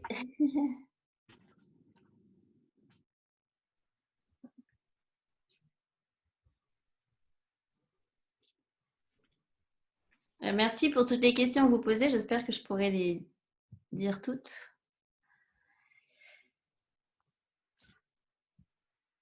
Alors, une question de Sonia. Est-ce que il y a certaines danseuses que tu as rencontrées et avec qui tu as travaillé qui ont transformé ton tango? Plus que d'autres, tu veux dire. Mm. Parce que si on est dans un chemin de transformation soi-même, tout sert pour se transformer. Transformer dans le sens où est synonyme à devenir meilleur, non? Ou permettre les changements, adaptabilité pour moi, c'est le mot. Et quand tu danses les tangos, c'est continuellement ça. Surtout si tu danses, si tu improvises. Alors, je pense que l'idéal, c'est être dans cet état d'esprit plus qu'à répéter les choses qu'on connaît. Bah, pour moi, aujourd'hui, c'est ça. Mais c'est sûr que tu traverses des années pendant lesquelles tu vas chercher faire affirmer ce que tu fais, tes choses. Mais voilà, encore, c'est une double recherche. S'affirmer dans les choses qui vont aller mieux pour toi, c'est très important, les danseurs définis. Et ça, et en même temps, s'ouvrir à ce processus d'apprentissage de l'autre. Avec ma première compagnera, Carolina, c'était le maximum parce que c'était la découverte de toute une possibilité de développement dans le tango et j'ai commencé à faire des chorégraphies et à travailler sérieusement sur les structures. Et donc, c'est moi qui faisais les chorégraphies, mais Caroline a donné tout son talent et une chose magnifique. Alors, c'est elle, avec elle, j'ai pu apprendre énormément qu'est-ce qu'il fallait faire parce qu'on était beaucoup en syntonie. Et elle rendait les choses faciles et donc les choses pleines forme. Je ne pourrais pas dire qu'est-ce que j'ai appris ou comment elle m'a transformé, mais Carolina, c'était une. Elle était la plus importante. Avec Teresa, il y a eu un vrai travail plus dans le temps, de façon plus continuelle, plus consciente. Donc, chercher les choses. Et puis, je l'avais appris à Teresa. Alors, il y avait un rapport très. Je ne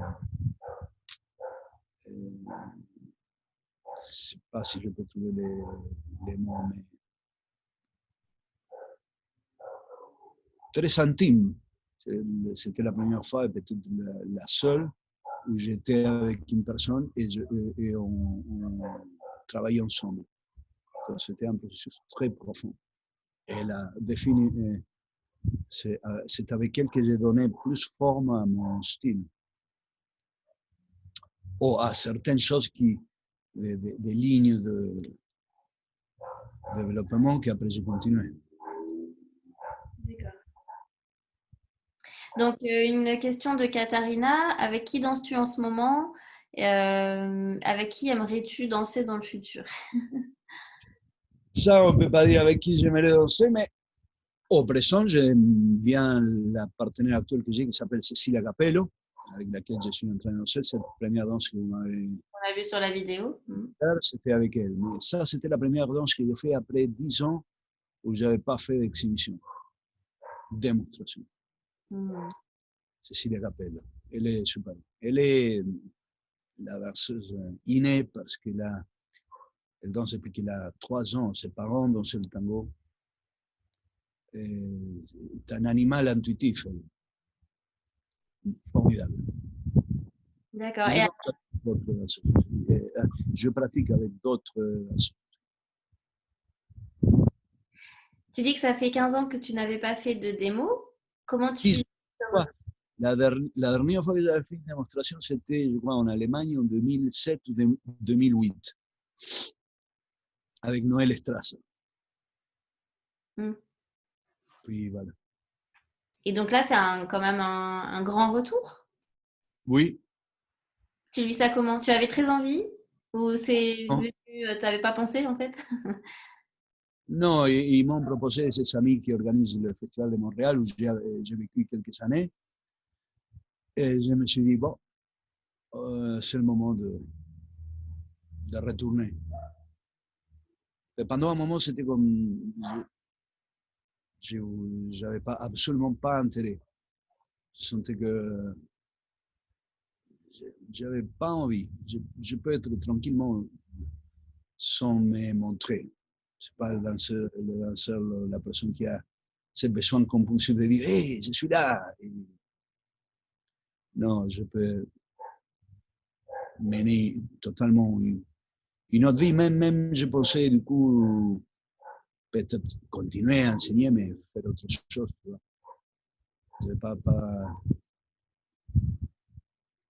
J'avais d'autres choses dans mon esprit. Je continue à enseigner, à avoir des rapports avec des différentes communautés. Et du coup, ça a changé. Je me suis dit, bon, je vais retourner. Et puis voilà.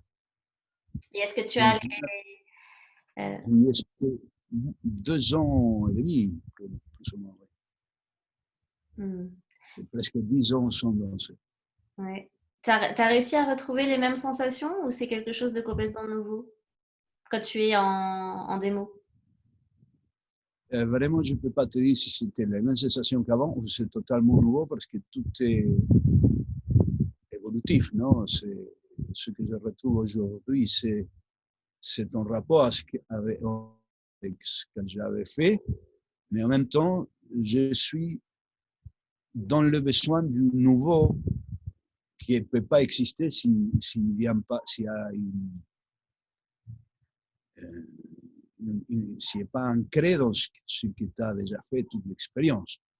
Mais c'est sûr que j'ai renouvelé tout mon... De façon que j'ai refait tous les paramètres. Mais en même temps, je me vois et je me dis, ah, c'est moi. Ce n'est pas quelqu'un d'autre. Je ne sais pas, je n'ai jamais demandé, personne ne m'a jamais parlé, si ce qu'il me voit faire aujourd'hui, c'est la même chose avant. Mais en tout cas, je n'essaie pas non plus de créer des repères ou quoi que ce soit. Mais je suis bien content de continuer à danser, de trouver la liberté que je sens. Et j'aime danser toujours de plus en plus. Ouais. Alors, il y a une question de Gwenaël. Au-delà des styles, pour revenir au corps, il y a 10-15 ans, un jour à Paris, tu... Hein? Encore une fois la question, parce que je me suis perdu. Alors, Gwenaël, elle est longue ta question. Tu peux prendre le micro? Est-ce qu'elle est là? Hola. Oui, vas-y. Gwenaël. Hola, sí. Toi? ¿Cómo estás? Sí, yo. Je te vois pas, je te salue. Bueno, después te lo digo en espagnol, pero en français. L'idée, c'est, il y a 10 ou 15 ans, un jour comme ça, une conversation chez des amis, Pablo a dit, moi, j'ai inventé ce pas parce que ça allait avec mon corps. Parce qu'à ce moment-là, j'avais mal aux genoux et donc je ne pouvais pas le faire autrement. Et... Oui. Wow. Sí. No sé si te recuerdas, era así. No. Et c'était très important pour moi qui commençais quasi le tango dansé à l'époque, non, pas le musique. Les genoux aussi. c'était de se dire que non, qu'on ne disait pas le tango, c'est bailar así, no es así, no es así. Et c'est comme tu peux le danser toi, comme ça va avec ton corps. Et arréglate con tu cuerpo y bailas. C'est sûr. Anda. Mais ça, c'est un message qu'il faut continuer à porter, je pense. Oui, absolument. Los milongueros, hein, la gente que baila milonga, no los profesionales. C'est absolument. C'est une danse populaire. Et une chose quand j'ai commencé le tango qui m'étonnait, c'est que tout type de gens dansaient. Tu voyais les couples les plus divers, tu vois, des gens obèses, très vieux. Et tout le monde dansait. Et ça, c'est une des belles impressions que j'ai eues quand j'ai commencé, que j'ai trouvé même beau, parce que tu voyais ces gens-là qui avaient vieilli ensemble, et tu voyais qu'ils se compensaient mutuellement et qui arrivaient à bouger. Il y a plein d'exemples de gens comme ça. Si. C'est beau, et c'est exemplaire, et c'est une belle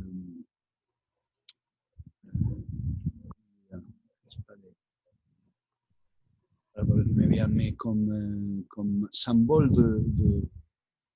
de vie. Et ces gens-là, tu vois qu'ils n'étaient pas du tout techniques ou exacts, mais c'était beau à les voir.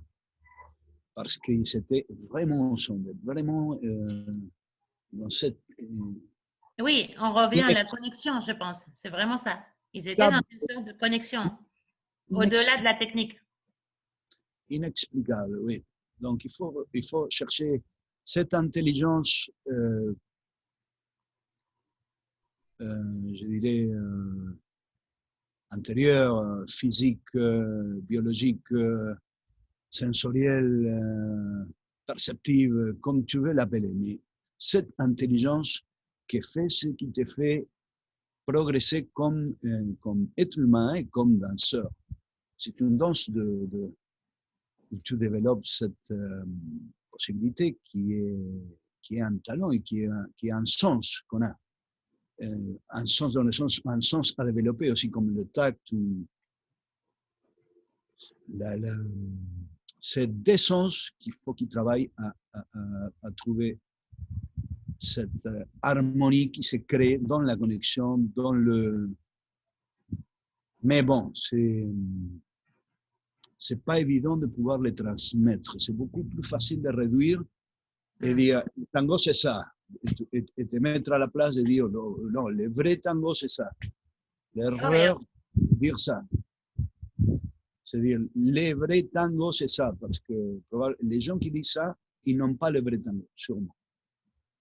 Parce que c'est des mots trop réducteurs. Le vrai tango, tu le trouves. Le vrai tango, tu le trouves. Il n'existe pas. Tu ne vas pas les passer. En même temps, si tu as la chance d'avoir un maître comme j'ai eu, comme Miguel, il faisait des choses très simples et il te transmettait un sentiment tellement magnifique d'harmonie, de facilité, de fluidité et de complexité dans tout ça, parce que c'est ça qu'on aime aussi dans le tango, c'est sa complexité profonde. Alors c'est ça, c'est pas facile le tango. C'est pas pour les facilistes le tango. Finalement, réduire le tango à le tango c'est ça ou ça, c'est peut-être en fonction des limites de chacun et de ses limites corporelles, de ses limites de vision. Oui, absolument.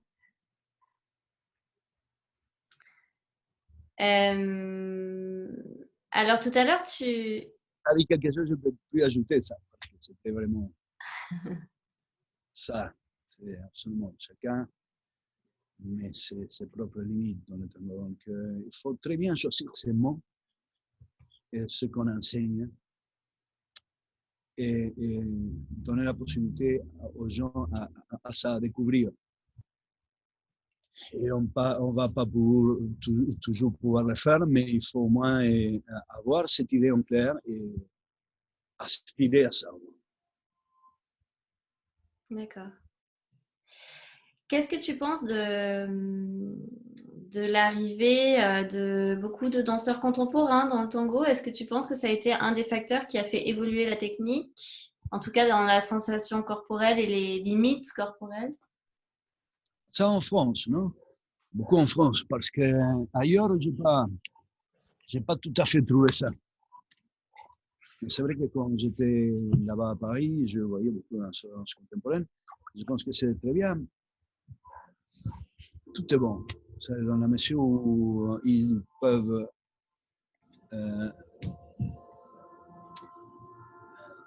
enrichir son tango et pourtant ce qu'ils vont donner aux autres avec des notions et des concepts clairs et qui vont aller enrichir ou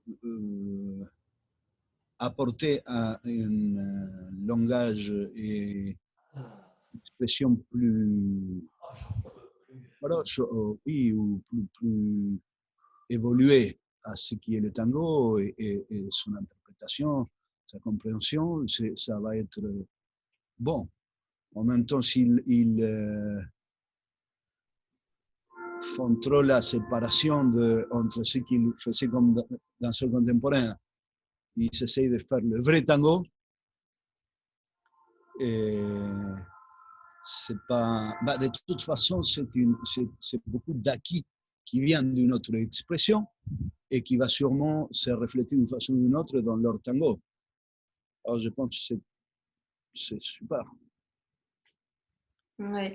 Et d'ailleurs, c'est une question qui revient souvent, ça, des gens qui demandent si qu'est-ce qu'on peut faire pour enrichir notre tango en dehors. Donc, toi, tu étais danseur avant, tu avais une conscience corporelle avant de danser le tango. Maintenant, qu'est-ce qui peut aider? Comme, je sais pas, le yoga, la méditation pour se concentrer, enfin pour être centré, les arts martiaux, beaucoup disent ça. Et le train. Ah, c'est ça. C'est le train. Alors, du coup, je t'entendais pas trop.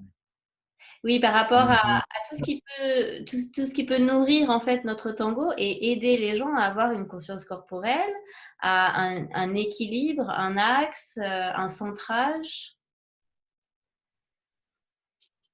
Je crois que idéalement, le tango lui-même, bien enseigné d'une façon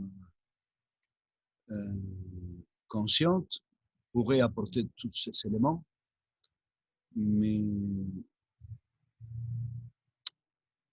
faut que le professeur aille transiter ces autres disciplines parce que je trouve que toutes les disciplines d'ordre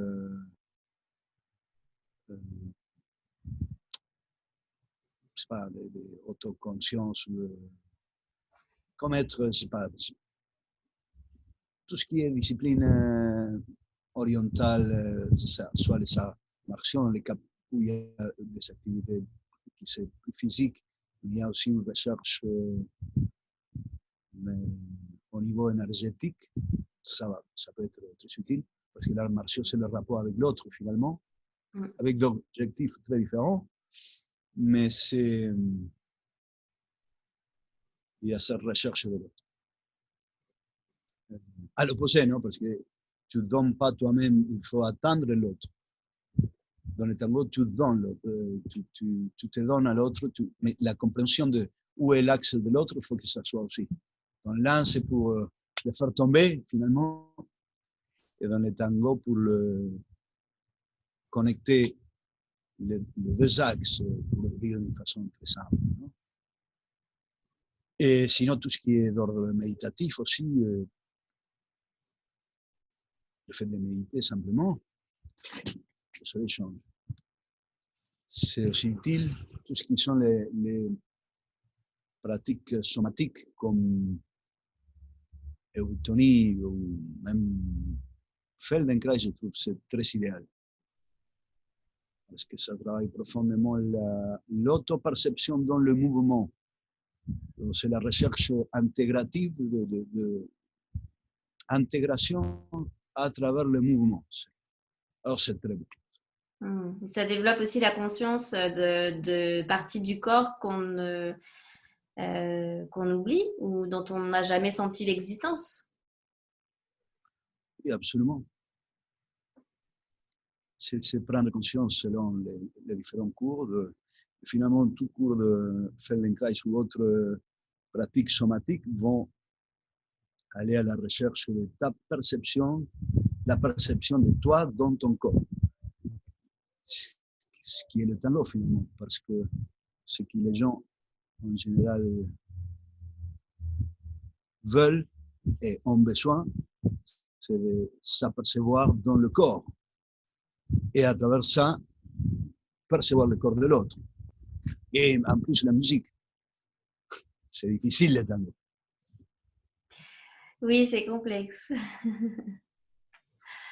Est-ce que vous avez d'autres questions? Donc là, on est dans un moment pas très agréable de notre vie. Comment tu vois, est-ce que tu arrives à avoir un futur pour le tango? Difficile à dire là maintenant. Difficile à dire qu'est-ce qui va vraiment, comme ils vont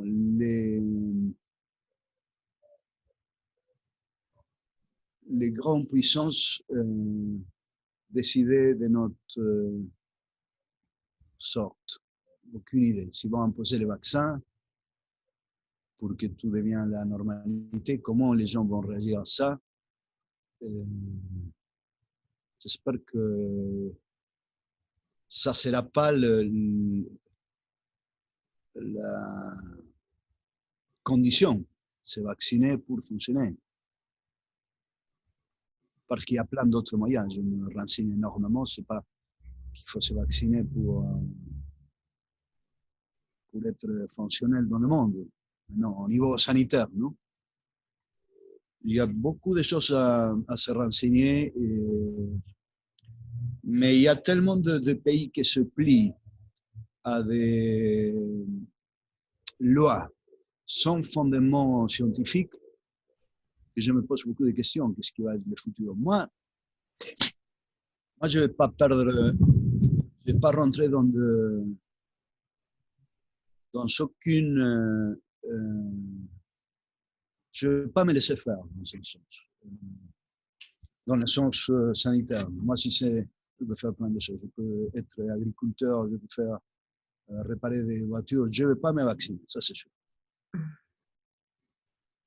Alors, il y a quelque chose qui est... J'ai vu beaucoup de gens guérir. Il y a des gens qui même ont eu el bicho, comme on dit, et ils ne s'en ont même pas aperçu. Il y a des protocoles avec des médecines très simples que tu peux trouver dans des pharmacies qui utilisent dans certains pays et ça marche beaucoup, beaucoup. Donc, il y a des gens qui prennent le CDS, moi-même, et mes parents, et ils fonctionnent normalement, ils n'ont rien. En Bolivie, ils sont en train de donner le CDS ouvertement. Et le CDS, c'est dioxyde de chlore. Et les cas, ils sont en train de tomber comme ça. Boum. D'accord. Il y a un ami qui vit en Bolivie, et en Bolivie, ils me le disent. Donc, il y a beaucoup de possibilités avec des plantes. Ils font beaucoup ça en Afrique. Donc, moi, je suis surpris à comment à l'ignorance qu'il y a de la part de beaucoup de gens et la pensée critique, la négation de voir certaines manipulations et expériments sociaux qu'ils font. En Argentine, on s'en laissé 7 mois enfermés. Oui. Alors, presque 7 mois. Comment tu l'as vécu, toi? Moi, ça va, parce que je suis équilibré et en contact avec moi-même. J'ai pu gérer, j'ai pu trouver même les côtés positifs de tout ça. Mais ce qu'ils font au genre humain, c'est absolument inadmissible. Ouais. Donc là, ce qu'on vit en ce moment, alors à Buenos Aires, ça commence enfin en Argentine, il commence à y avoir une vie de nouveau, les restaurants ouverts, vous pouvez faire certaines choses. En France, rien, tout est fermé. On a le couvre-feu à 18h, les bars, les restaurants sont fermés, tous les espaces culturels sont fermés. Et en fait, il y a quelque chose qui nous maintient dans on n'a pas le droit de faire ça, c'est interdit de faire ça, une interdiction constante de faire ce qui nous plaît et ce qui peut nous nourrir l'esprit, nous nourrir l'âme et de façon bienveillante. Alors, comment est-ce que tu penses qu'à travers le tango, puisque nous, on est là pour le tango, on peut quand même transformer ça pour proposer des solutions, pour donner du réconfort aux gens, même si on ne peut pas beaucoup danser? Qu'est-ce qu'on peut faire pour continuer à faire du bien pour les gens qui veulent se retrouver bien en dansant mais qui ne peuvent pas? C'est ça la question? Oui, oui. Qu'est-ce qu'on peut faire finalement pour continuer à être connecté, pour... C'est difficile à dire, tu vois, parce qu'il ne nous laisse pas beaucoup d'options. C'est pas que moi que je veux dire il faut aller hors la loi, mais en même temps, je connais des gens qui font ça et tu peux les condamner et en même temps tu peux les comprendre. C'est très complexe parce que, tu sais, dans ce qu'il y a une pandémie, quand tu vas écouter les épidémiologues, on ne prend pas les mêmes mesures dans les mêmes lieux, pour les mêmes sages, dans les mêmes moments, dans les mêmes endroits. Tout, il faut que ça soit différent. Donc, il faut très bien comprendre qu'est-ce qu'on peut et qu'est-ce qu'on ne peut pas. Mais apparemment, ce putain de virus est arrivé pour rester. Donc, il ne va pas disparaître. Donc, toutes ces mutations, donc, cette information. Donc, il y a des choses qu'il faut absolument faire. C'est ne pas perdre le sens de pourquoi on vit. Et on vit pour socialiser, pour échanger, pour se retrouver. On est des êtres sociaux, donc il faut absolument trouver qu'est-ce qui est possible à faire dans cette situation, mais pas accepter l'anéantissement de nos vies. Donc, renforcer le système immunitaire par toutes les thérapies alternatives qu'il y a, les essayer et s'immuniser de façon naturelle et se rencontrer avec les gens et essayer d'imposer les droits parce qu'en plus en dansant on va devenir meilleur, quoi, plus fort, et c'est ça qu'on a besoin pour faire face. Si vraiment c'est aussi terrible comme ils disent, que je suis convaincu que c'est pas. Parce qu'il y a certaines choses, ça c'est une autre conversation. Moi, je suis en contact avec des gens de partout dans le monde qui racontent des choses qui font bien douter de tout ce qu'ils disent et qui font croire aux gens. Il y a plein d'autres choses. Au niveau des possibilités de guérir, si est-ce que tu l'as eu, ou de te renforcer pour que ça ne te prenne pas. Ma cousine s'est guérie avec ibuprofène. Une semaine chez elle. Des gens qui sont allés dans l'hôpital, ils ne donnaient pas de médication. Mon oncle est mort comme ça. Et sa fille, ma cousine, elle est guérie avec ibuprofène. Dans l'hôpital, ils ont mis seulement le respirateur. Alors, c'est ça, tu vois, ce qu'ils font. Ils tuent. Il faut vraiment beaucoup... je sais que ce que je dis, c'est peut-être, ça donne beaucoup de discussions et des gens peut-être qui ne vont pas être d'accord. Mais dans mon expérience, c'est ça que j'ai vu, c'est ça qui beaucoup de gens ont expérimenté, ils se sont ils l'ont eu ici, vraiment. Ils ont pris des anti-inflammatoires, ils ont pris anticoagulants et anticoagulants, anti-inflammatoires et antibiotiques. Ils se sont guéris comme ça. Des gens qui n'étaient pas bien du tout, mais qui se sont... Donc, et puis tu vois, la version officielle, c'est pas ça du tout. Alors tu te poses beaucoup de questions. Il faut se... J'ai l'impression d'être tout seul. Vous m'entendez là? Oui, oui, on t'entend. Et alors, Ah, d'accord. là, justement, je crois que l'humain a besoin de positif, a besoin de beau, parce que c'est clair que quand on vit de belles choses, on a un meilleur état de santé. Notre système immunitaire est plus fort. Absolument. Je sais pas, notre taux vibratoire, pour ceux qui croient au taux vibratoire des choses, est plus élevé et donc moins atteignable par la maladie. Donc, comment faire? Il faut continuer à avoir des projets. Oui, absolument. Ça, en gros, c'est ça. Le problème, c'est que quand les gens croient ils sont en danger de mort, quand tout va dans ce sens-là, tu leur dis ce que tu viens de dire, oui, oui, mais je ne peux pas risquer ma vie, je ne peux pas aller aux rencontres tango. Tu fais croire aux gens qui sont en danger de mort et tu les mets par le nez où tu veux. C'est ça que je me pose la question. Où est-ce qu'ils veulent amener les gens?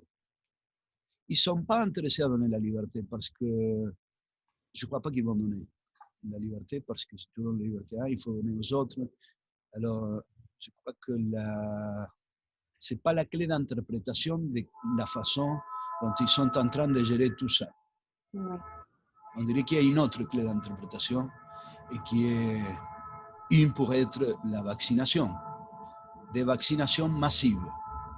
Selon ce que je comprends, ça c'est le chemin. Et après, quand tu te renseignes un peu sur ce qui pourrait être le vaccin, tu commences à te préoccuper. Oui, bien sûr. Alors, toi, est-ce que tu as des projets, justement? Oui, oui, oui. Peut-être qu'ils sont secrets? Oui, je continue. Moi, je me retrouve avec des danseuses. Je danse, je fais la musique, je fais le cours justement dans cette semaine. Aujourd'hui, je n'ai plus parce que j'ai voyagé, mais les cours d'acting. Je retrouve avec des amis. Oui. Mais bien sûr, je me pose des questions. Comment ça va continuer pour moi dans ce moment-là? C'est plus aller vers la nature pour que la prochaine pandémie me prenne dans la nature. Ouais, c'est le projet de beaucoup, j'ai l'impression. Ce qui est positif en même temps, parce qu'un retour à la nature, c'est jamais. C'est un beau projet. Oui. On est nature. Bah, merci beaucoup, en tout cas. Oui. Ce partage était vraiment très intéressant. On a appris beaucoup sur toute une époque que nous, on n'a pas connue. Et c'est vraiment intéressant de voir aussi l'évolution jusqu'à comment nous, on vit le tango aujourd'hui. Si vous avez encore des questions, vous pouvez. Sinon, merci à tous. Une de plus, maximum. Et tiens, Josiane qui demande comment concilier nature et tango. En faisant le tango dans la nature.